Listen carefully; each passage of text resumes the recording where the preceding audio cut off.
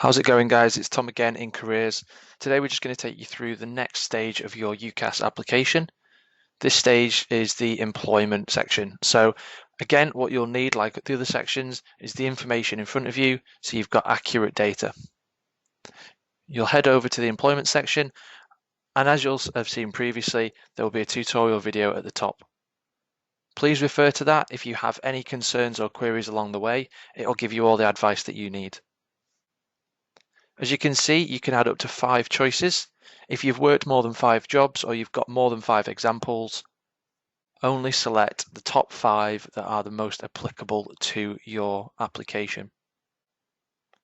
Please don't put voluntary work in this section. You can talk about your voluntary work in your personal statement. This is for paid employment only. If you start by adding an employer, it will ask you for this basic information.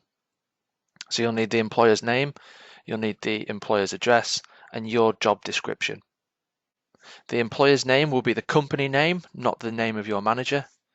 The employer's address will be the centre that you are located at and not the head office. And the job description is the job role that you have done with that company.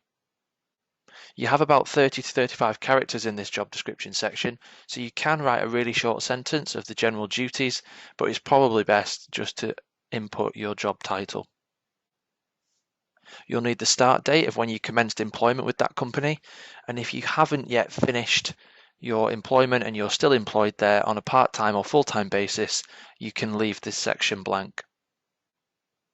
If you have finished your employment with them, just put the finish date in there just to give the universities an idea of how long you spent with that employer.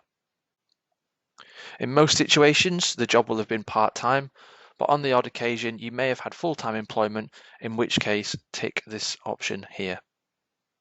Once you save that, it will take you back to the front page and the employment will show up there. As I said previously, you can add up to 5 choices here, but make sure they are relevant to the application. Refer to this video if you have any queries or questions. Alternatively, if that doesn't give you the information you need, please feel free to email me.